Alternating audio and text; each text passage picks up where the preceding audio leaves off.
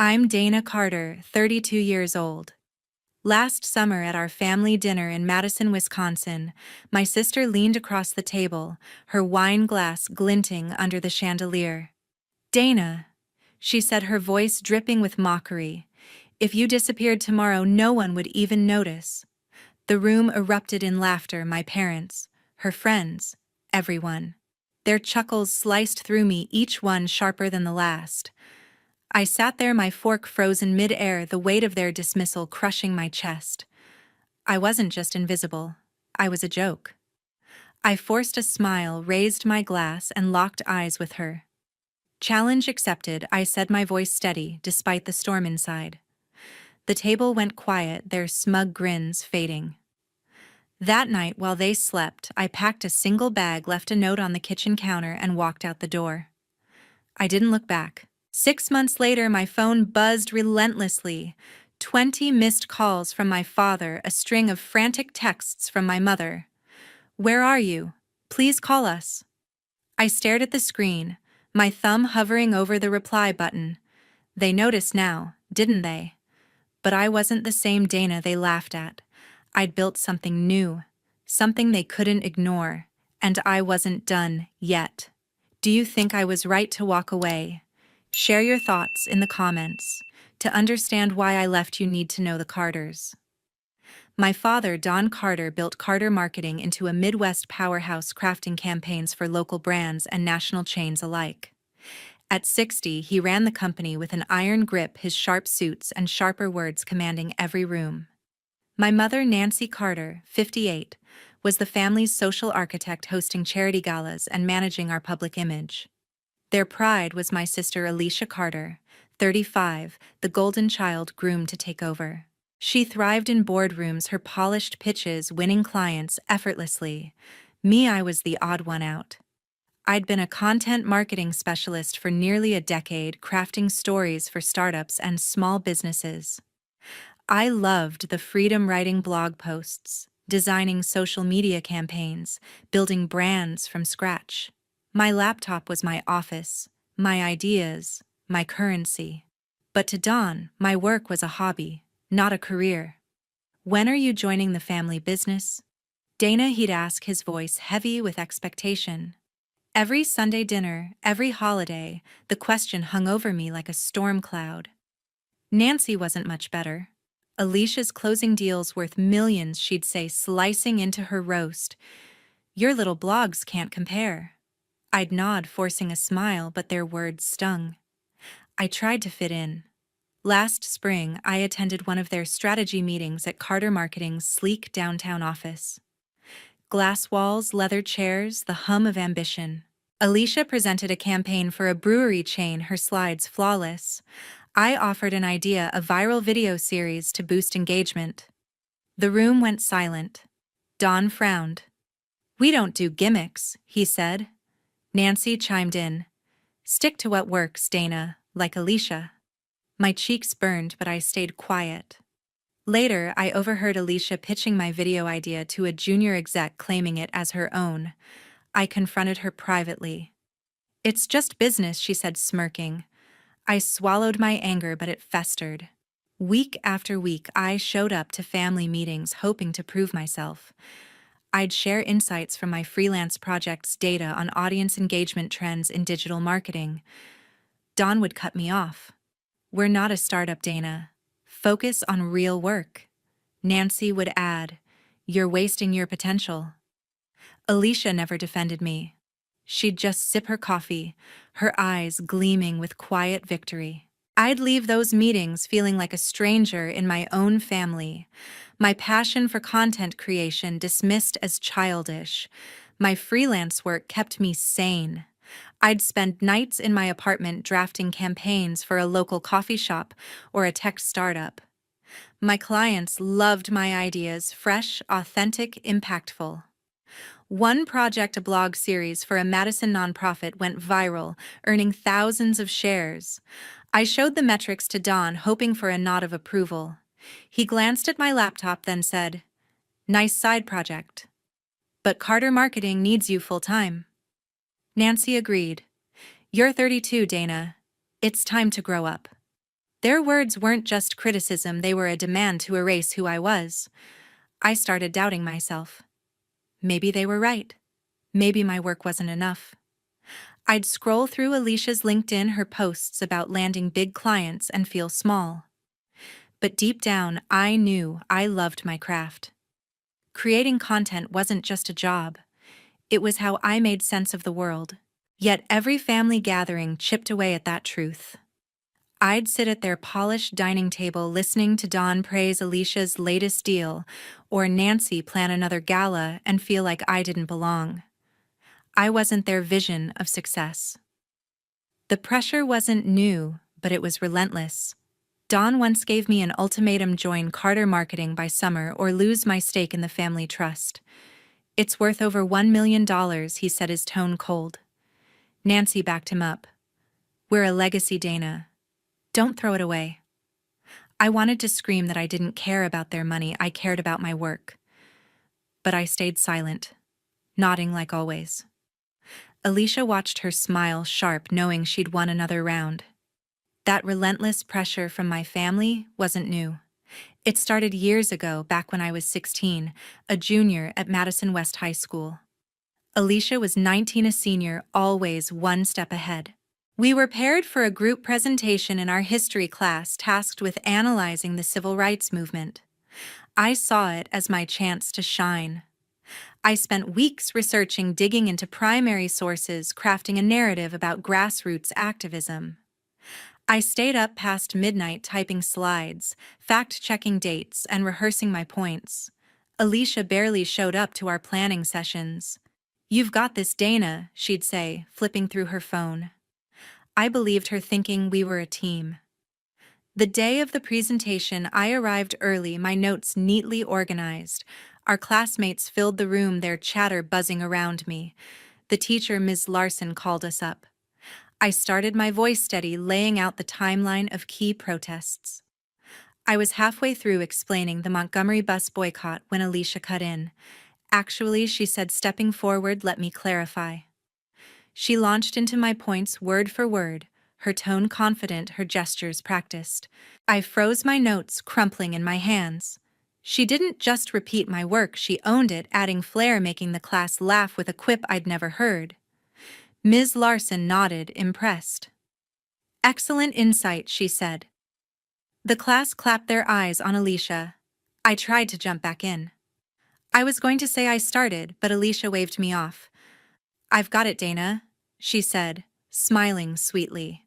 The room didn't notice my clipped words or shaking hands. I stood there sidelined as she finished the presentation, basking in the applause. When we sat down, a classmate whispered, "Alicia killed it." I forced a nod, my throat tight. After class, Ms. Larson handed back our grades, an A for both of us. "You two make a great team," she said. I wanted to scream that I'd done everything. That night, I confronted Alicia in her room. "Why did you do that?" I asked, my voice shaking. She was sprawled on her bed, scrolling through her phone. "Do what she said," not looking up. "Take my work and act like it was yours." She laughed, sharp and dismissive. "It's just a school project, Dana. Don't be so dramatic." I stood there waiting for an apology that never came. Her nonchalance cut deeper than the act itself. She didn't care that she'd humiliated me, she enjoyed it. I told myself it was a one-off, that she'd just gotten carried away. But the next week, I overheard her telling friends how she nailed the presentation. She didn't mention me. At home, Dawn and Nancy praised her. "Alicia's a natural leader," Dawn said over dinner. Nancy nodded. "You should be more like her, Dana." I stared at my plate, my anger simmering. I'd poured my heart into that project, and she'd stolen it without a second thought. That moment stuck with me. It wasn't just about the presentation, it was Alicia's need to win, to make sure I stayed in her shadow. I started noticing it more, her subtle jabs, her knack for turning my efforts into her spotlight. I'd suggest an idea for a school event, and she'd pitch it louder, better, claiming credit. I'd join a club, and she'd charm her way to the top. Alicia's selfishness in high school wasn't a one-time thing. It followed us into adulthood, right into the heart of Carter marketing. Last April, I decided to give the family business another shot. I wasn't ready to abandon my freelance content marketing, but I thought I could find a way to contribute, maybe earn Dawn and Nancy's respect. Carter Marketing was chasing a big contract, a social media campaign for a national fitness chain worth over $2 million. I saw an opportunity to prove myself. I spent weeks brainstorming. My idea was bold, a series of short, authentic videos featuring real gym members sharing their fitness journeys, paired with a hashtag campaign to drive engagement. I analyzed trends, crunched data on audience retention, and built a pitch deck that blended creativity with strategy. I was proud of it, my best work yet. At the next strategy meeting, I volunteered to present. The conference room at Carter Marketing's downtown Madison office was packed, executives, junior staff, Dawn at the head of the table. I stood up my slides ready and walked them through the concept. This campaign will connect emotionally, I said, pointing to the data. It's fresh, it's scalable, it's what the client wants. The room listened, some nodding, others taking notes. I felt a spark of hope. Then Alicia spoke. "I love the energy, Dana," she said, her voice smooth, "but I've got something similar." She clicked open her own deck and my stomach dropped. Her slides mirrored mine, same video concept, same hashtag, even my phrasing about authentic stories. She'd tweaked the visuals, added her usual polish, but it was my idea, repackaged. "I've been working on this for weeks," she said, smiling at the team. "It's ready to pitch to the client."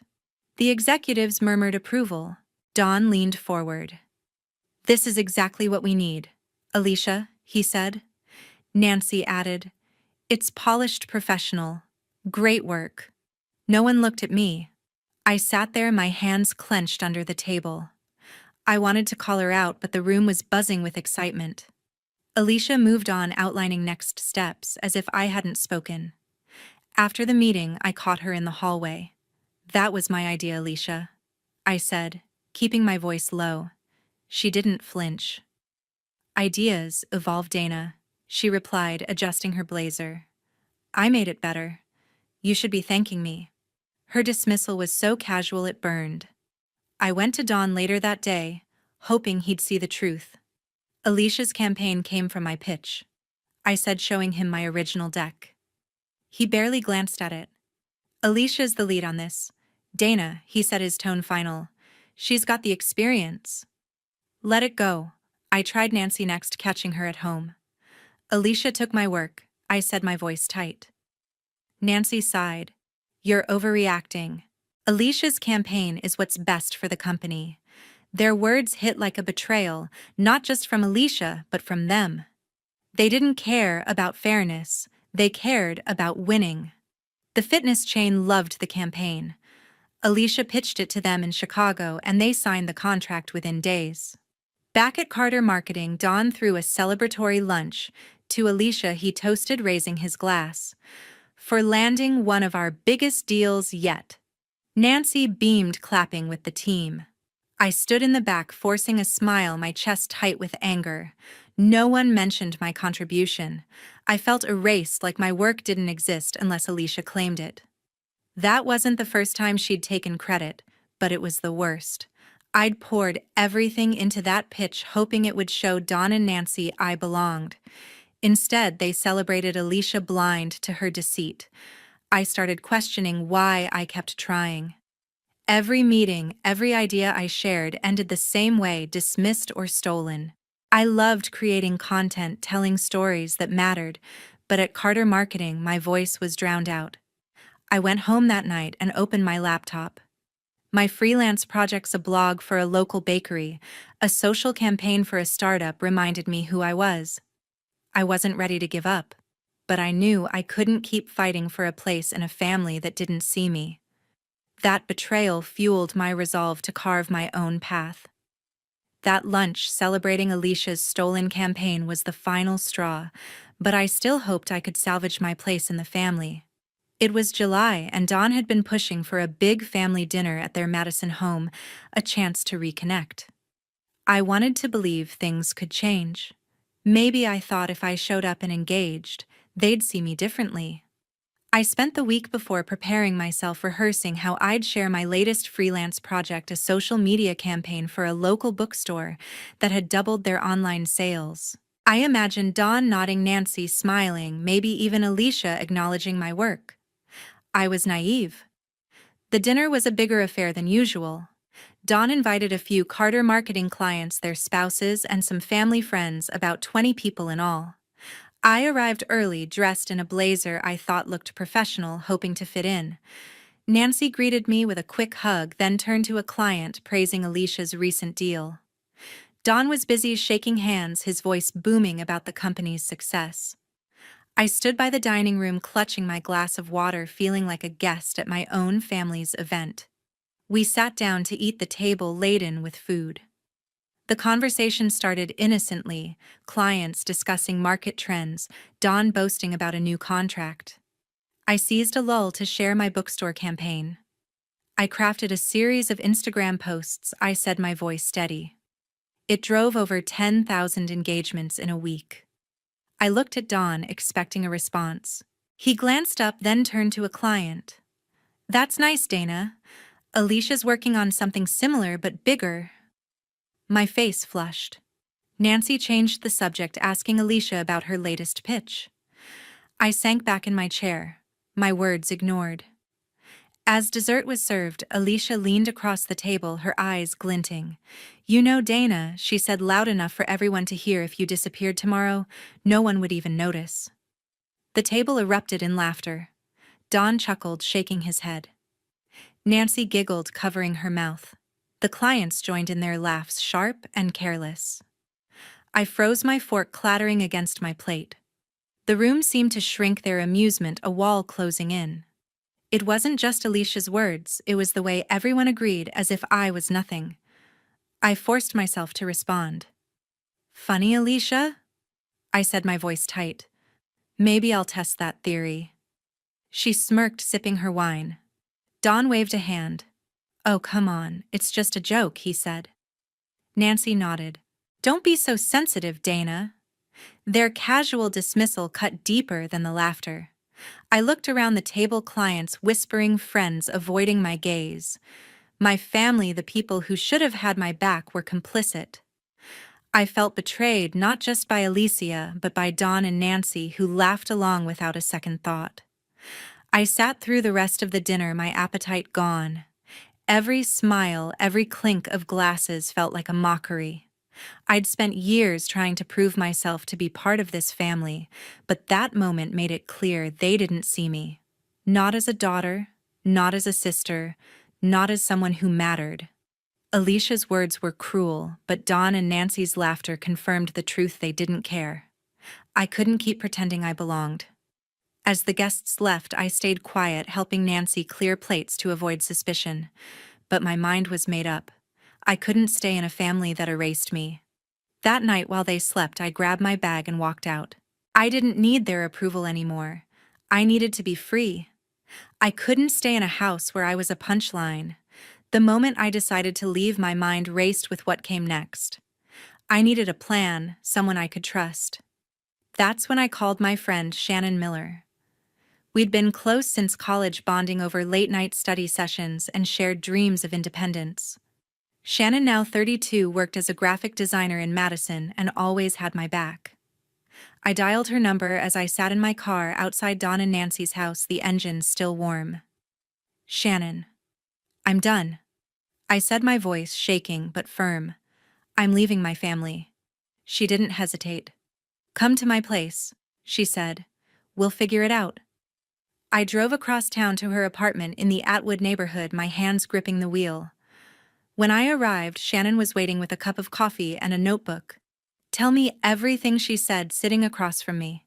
I poured out the story: the dinner, Alicia's cruel words, Dawn and Nancy's laughter. She listened, nodding, her eyes sharp with anger. "You don't deserve that," she said. "Let's make a plan." We stayed up past midnight, mapping out my next steps. First, I needed a new place to live, somewhere far enough from Dawn and Nancy's upscale West Side to feel like a fresh start. Shannon pulled up rental listings on her laptop. We found a one-bedroom apartment in the Willie Street area, affordable on my freelance income. It had a small balcony, enough space for my laptop and books.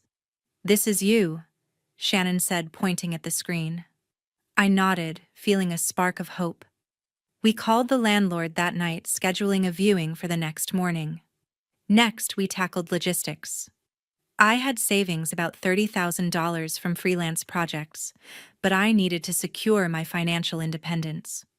Don had mentioned a family trust worth over $1 million where I had a small stake. I didn't want their money, but I wasn't going to let them hold it over me. Shannon suggested a lawyer. "You need to protect yourself," she said. I agreed. We found a local attorney, Nathan Brooks, who specialized in family law. I emailed him outlining my situation, and he replied within hours, offering a consultation. "He sounds solid," Shannon said, reading his response. I felt a weight lift, knowing I wasn't alone. Then came the hardest part, the letter. I wanted to leave a clear message, not out of spite, but to close this chapter. I sat at Shannon's kitchen table, pen in hand, and wrote, "Dawn, Nancy, Alicia," I began. "I'm leaving to build my own life. I've tried to be part of this family, but I can't keep fighting for a place you don't want me to have. I'm dividing my share of the trust equally with Alicia, as it's only fair. Don't contact me. I wish you well." The words were calm, deliberate, not the angry outburst I felt inside. Shannon read it and nodded. "It's strong," she said. "You're doing the right thing." The next morning, we visited the Willie Street apartment. It was small but bright, with hardwood floors and a view of the street. I signed the lease on the spot, my hands steady. Back at Shannon's, I packed my essentials, laptop, clothes, a few books into a single duffel bag. I didn't want anything tying me to my old life. That evening, I drove back to Dawn and Nancy's house. It was past 10, the lights off. I slipped the letter onto the kitchen counter next to a stack of unopened mail. I stood there for a moment, the silence heavy, then walked out. Cutting contact was the final step. I blocked Dawn, Nancy, and Alicia's numbers on my phone. I removed them from my social media, unfollowing Carter Marketing's accounts for good measure. It wasn't about anger, it was about freedom. Shannon drove me to the new apartment, helping me carry my bag up the stairs. "You're going to be okay," she said, hugging me tightly. I believed her. That letter was my line in the sand. I'd walked away from my family, and now it was time to build something new. My new apartment in Madison's Willie Street neighborhood was small, a one-bedroom with creaky hardwood floors and a tiny kitchen, but it was mine. I moved in with just a duffel bag, a laptop, and a folding chair, but Shannon was there to help me make it a home. Shannon brought over a spare coffee table and some mismatched mugs, insisting I needed vibes, not just furniture. We spent that first weekend unpacking, laughing as we hung a string of fairy lights to brighten the place. "This is your fresh start," she said, handing me a mug. I smiled, feeling a flicker of possibility. Shannon wasn't just there for logistics. She helped me navigate the chaos of starting over. When my internet wasn't set up, she let me borrow her hotspot so I could meet deadlines. She introduced me to a local cafe owner who needed a social media overhaul, landing me my first new client in the neighborhood. "You're a genius at this," she said, watching me draft a content calendar. Her faith in me was steadying, a reminder I wasn't alone. My friend Seth Thompson was another lifeline. Seth, a 32-year-old photographer I'd known since high school, had a knack for lifting my spirits. He stopped by a few days after I moved in, carrying a takeout pizza and his camera. "This place needs you in it," he said, snapping a candid shot of me unpacking books. We talked for hours, sprawled on my floor. I admitted how much my family's rejection still stung, Dawn's dismissal, Nancy's laughter, Alicia's cruelty. Seth listened, his face serious. "They don't define you," he said. "You're more than their approval." His words hit deep, easing the ache I'd carried for months. I threw myself into freelance content marketing. My days started early, coffee in hand, drafting blog posts and social campaigns from my laptop. The cafe owner's project was a hit. My Instagram posts tripled her foot traffic in 2 weeks. That success led to a referral, a craft brewery needing a rebrand. I spent nights researching their audience, crafting a campaign that blended humor with authenticity. For the first time in years, I felt in control. Each project was a chance to tell a story, to create something that mattered. I wasn't chasing Dawn's nod or Alicia's shadow. I was building my own path. Shannon and Seth kept me grounded. Shannon dragged me to a local farmer's market, insisting I needed fresh air. We wandered through stalls, her teasing me about my terrible bargaining skills. "You're too nice," she laughed, buying me a bag of apples. Those outings reminded me there was life beyond my laptop. Seth, meanwhile, pushed me to dream bigger. One evening over beers at a Willie Street bar, he suggested I start my own content marketing agency. "You've got the talent," he said. "Why not scale it?" I brushed it off at first, but the idea lingered, sparking a fire I hadn't felt in years. My work became my refuge. I took on a third client, a nonprofit focused on literacy, and poured my heart into their blog series. The posts went viral, earning thousands of shares, and a thank you email from the director. I pinned that email to my fridge, a small trophy of my worth. Slowly, I rediscovered the joy of creating, writing stories, designing campaigns, connecting with audiences. It wasn't just work. It was who I was. There were hard days, too. I'd catch myself wondering if Dawn or Nancy had read my letter, if Alicia cared that I was gone. But Shannon and Seth were there to pull me back. Shannon would show up with takeout, talking me through doubts. Seth sent me silly memes reminding me to laugh. Their support, so different from my family's indifference, gave me strength. I wasn't just surviving, I was starting to thrive. By August, my apartment felt like home. I'd added a desk, a plant, and a proper chair. My freelance roster was growing, and so was my confidence. I was finding my passion again, piece by piece. That spark was just the beginning. By September, I was ready to take my new life further. My freelance work was thriving, but I craved something bigger, a chance to make a real impact. That's when I met Nathan Brooks again, this time not as my lawyer, but as Nathan Brooks, a startup founder. I'd run into him at a networking event in Madison's Capitol Square, organized for local creatives. He was pitching his new media startup, a platform for short-form video content aimed at small businesses. I was intrigued. His vision aligned with my passion for storytelling. After his talk, I introduced myself. "I worked with you on a trust issue," I said, shaking his hand. He smiled, remembering. "You're the content marketing expert, right?" he said. "I could use someone like you." We grabbed coffee the next day at a cafe on State Street. Nathan outlined his startup's needs, a bold marketing strategy to launch their platform. "I've seen your freelance work," he said, referencing my brewery campaign. "You could lead our content team." The offer was tempting, a full-time role, creative control, and a chance to shape a growing company. I hesitated, though. Joining a startup meant risk, and I'd just found stability.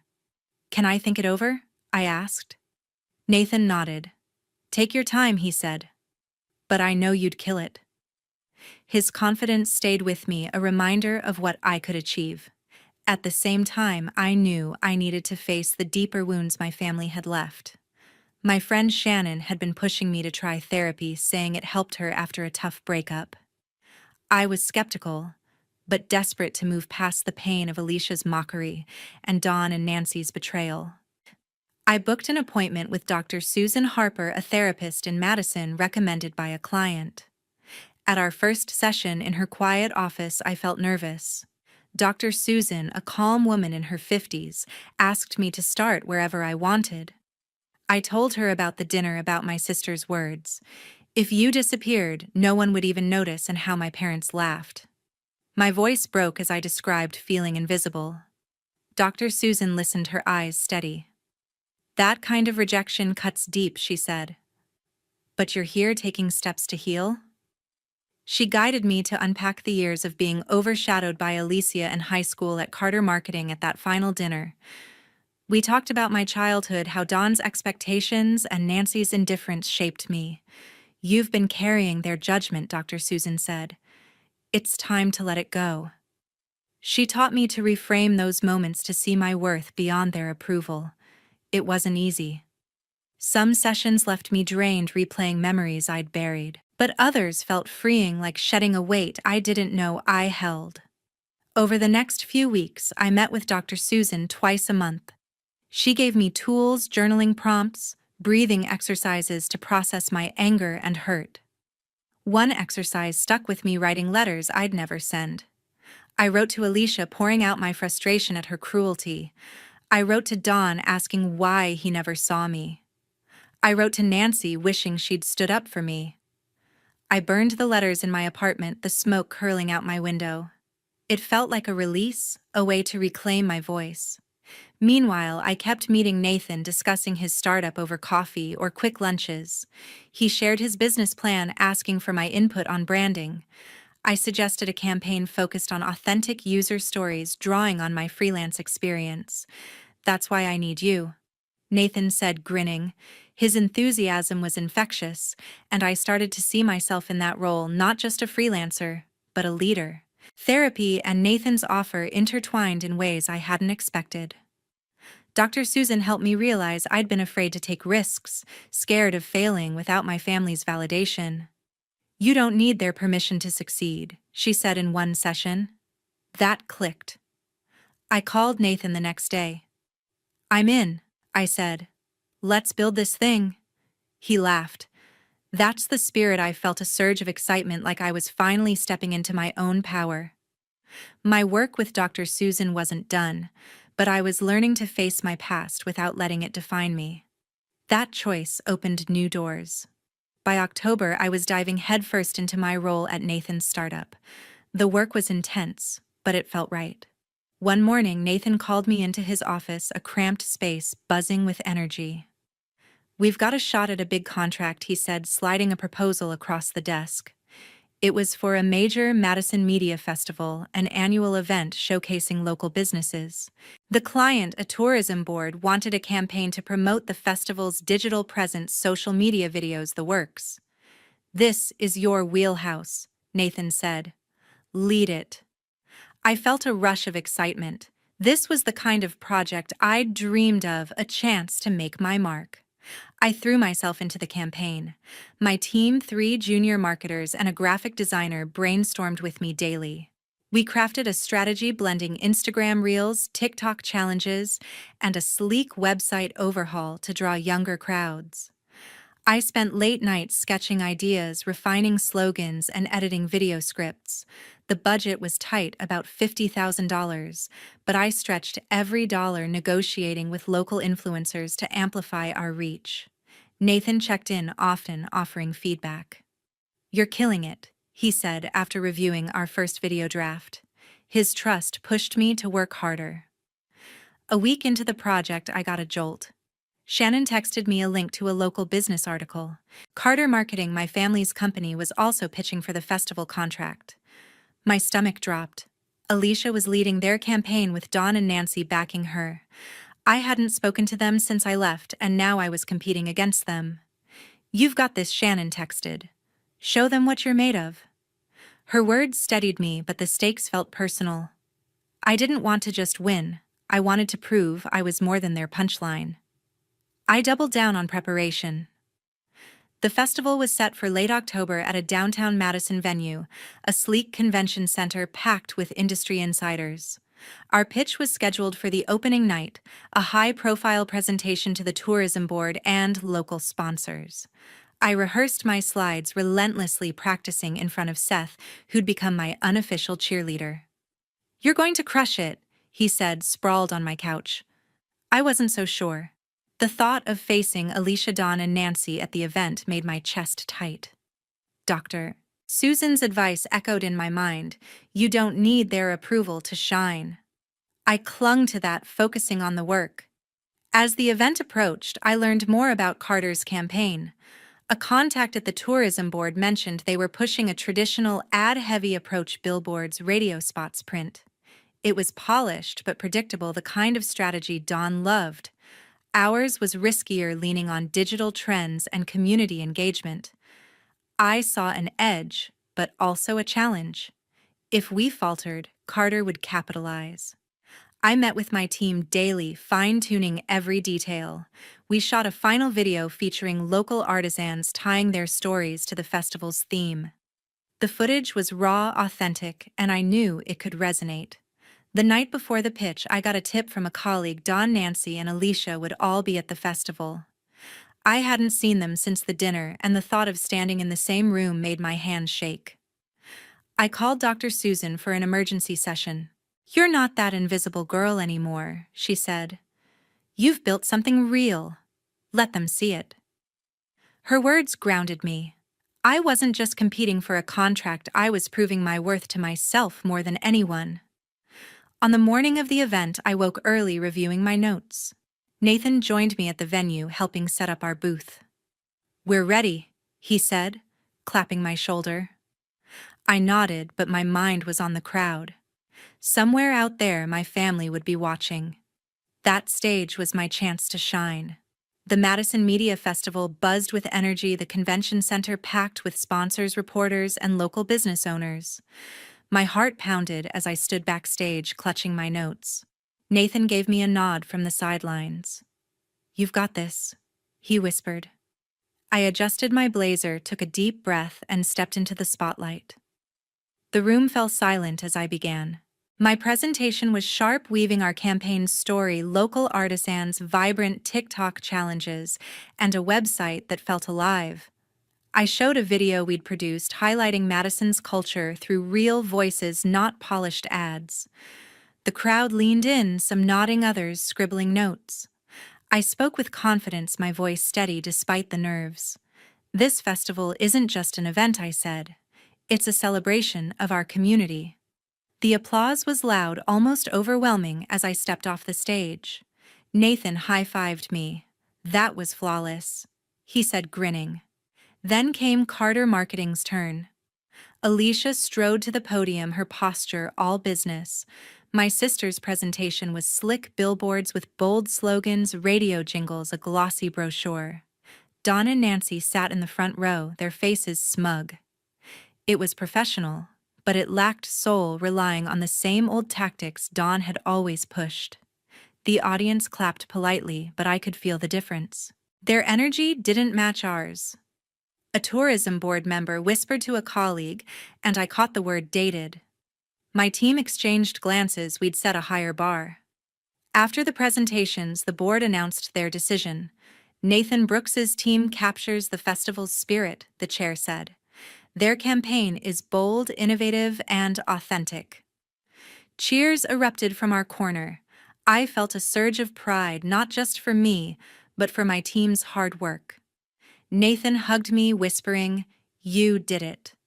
I scanned the room and saw Alicia's face tighten, Dawn's jaw clench, Nancy's eyes dart away. For the first time, I wasn't invisible to them. The networking hour followed, and I knew I couldn't avoid them. I spotted my family near a sponsor booth, their expressions a mix of frustration and disbelief. I walked over my steps, deliberate. Alicia saw me first, her lips pursing. "Well, look who's here," she said, her tone sharp. Dawn folded his arms and Nancy avoided my gaze. I stood tall, meeting their eyes. "Alicia," I said, my voice calm. "Dawn, Nancy, I'm not here to gloat. I just want you to know I've built something real." Alicia scoffed. "You got lucky," she said. "This doesn't prove anything." I shook my head. "It proves I don't need your approval to succeed." I never did. Dawn opened his mouth, but no words came. Nancy fidgeted her hands, twisting her purse strap. I didn't wait for a response. I turned and walked away, feeling lighter with every step. Back at our booth, Seth and Shannon were waiting. Seth pulled me into a bear hug. "You were incredible," he said. Shannon grinned, holding up a mock toast with her water bottle. "To leaving them in the dust," she said. I laughed, the tension melting. Dr. Susan's words echoed in my mind. "You're not that invisible girl anymore." She was right. This victory wasn't just about the contract. It was about proving my worth to myself most of all. As the event wound down, a board member approached me. "Your campaign's already generating buzz," she said. "We'd love to work with you again." I thanked her, my mind racing with possibilities. The festival was a turning point, a moment where I stepped out of my family's shadow. I wasn't just surviving, I was thriving, and they'd seen it. Walking out of the convention center, I felt a quiet strength. I'd face them not with anger, but with the truth of my success. That was enough. That night marked a new chapter. The festival's victory lingered, but I knew unfinished business awaited. Alicia's shadow still hung over me, not just her words at the dinner, but the betrayal from years ago.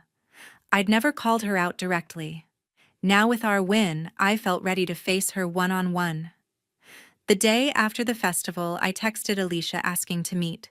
She agreed, suggesting a quiet cafe near Capitol Square. I arrived early, my nerves buzzing. My sister walked in her usual confidence, dimmed her eyes, wary.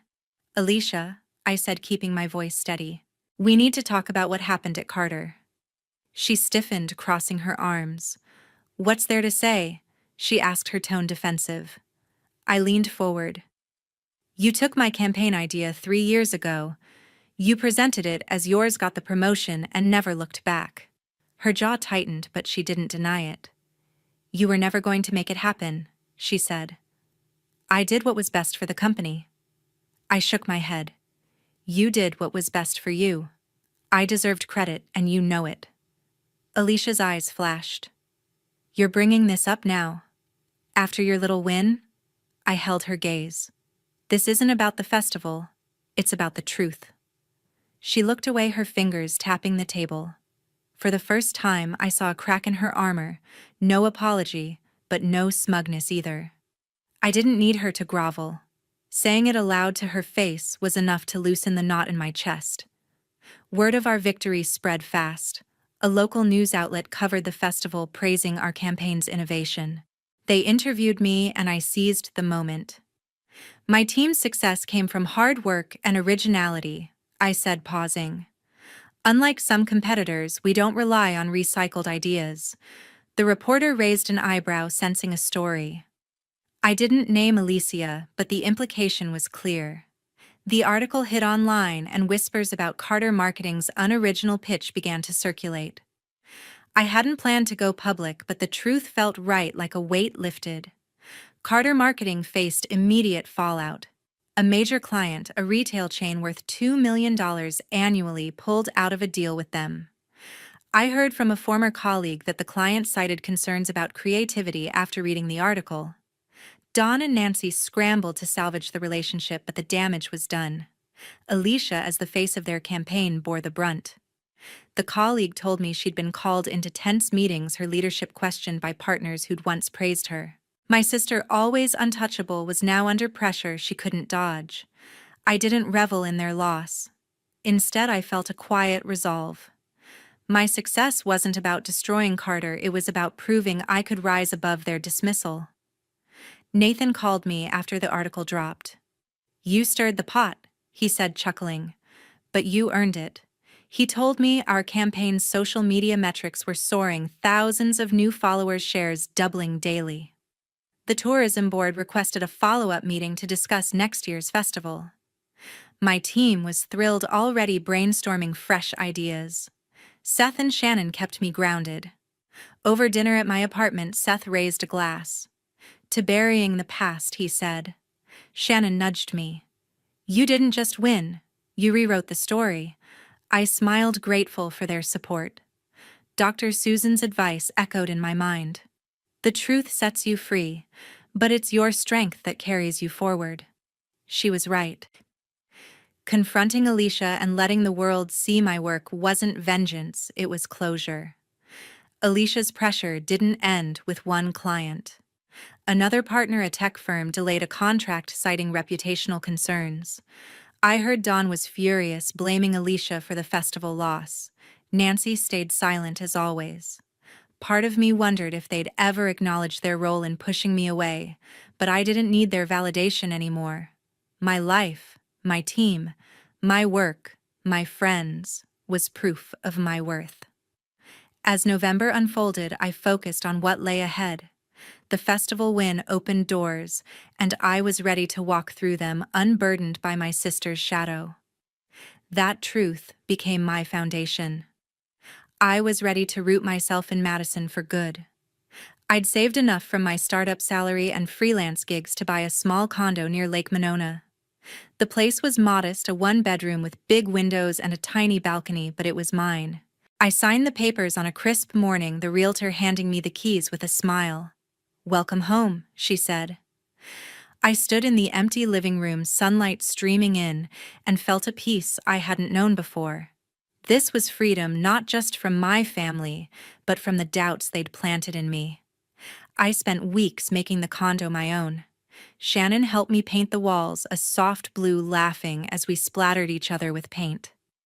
Seth hauled furniture, joking about my fancy taste in thrift store finds. Nathan stopped by with a housewarming gift, a framed print of Madison's skyline. "You're building something amazing," he said, admiring the space. My team at the startup threw a small party toasting to our festival win and my new chapter. I looked around at their faces, friends who saw me, colleagues who valued me, and realized I was happy, truly happy, for the first time in years. Meanwhile, Carter Marketing was crumbling. A former colleague texted me the details after losing the retail chain and tech firm. They'd missed payments to vendors. A major investor pulled out citing mismanagement. The company was bleeding cash with debts piling up to nearly $3 million. Alicia was scrambling, but her reputation had taken a hit after the festival. Dawn and Nancy, once untouchable, were now facing boardroom scrutiny. I heard Dawn had been forced to step back, leaving Alicia to clean up the mess. My sister, always the golden child, was drowning in her own ambition. One evening, my phone buzzed with a call from Dawn. I hesitated but answered. "Dana," he said, his voice heavy. "We made mistakes. Can we talk?" Nancy was on the line too, her tone softer than I'd ever heard. "We miss you," she said. "Come back. We can fix this." I stared out my balcony, the lake glittering under the moon. Their words stirred something old, pain maybe, but no regret. "Dawn, Nancy," I said firmly. "I've built my own life. I don't need to fix yours." There was a long silence. Dawn cleared his throat, but neither spoke again. I hung up my hands steady. I wasn't angry, just done. Shannon and Seth came over the next night bringing takeout. We sat on my new couch talking about everything but my family. "You're glowing," Shannon said, nudging me. Seth grinned. "Told you you'd outshine them." I laughed, grateful for their unwavering support. Dr. Susan's words came back to me. "Your strength carries you forward." She was right. Every choice I'd made, leaving, rebuilding, confronting, thriving, had led to this moment, this life I'd carved out. Carter's collapse continued. A local paper reported they'd laid off half their staff. Alicia was named in an article about failed leadership, her once polished image now tarnished. I didn't feel joy at their downfall, only a quiet acknowledgement that their choices had consequences. My path was different. The startup was growing, with new clients reaching out after our festival success.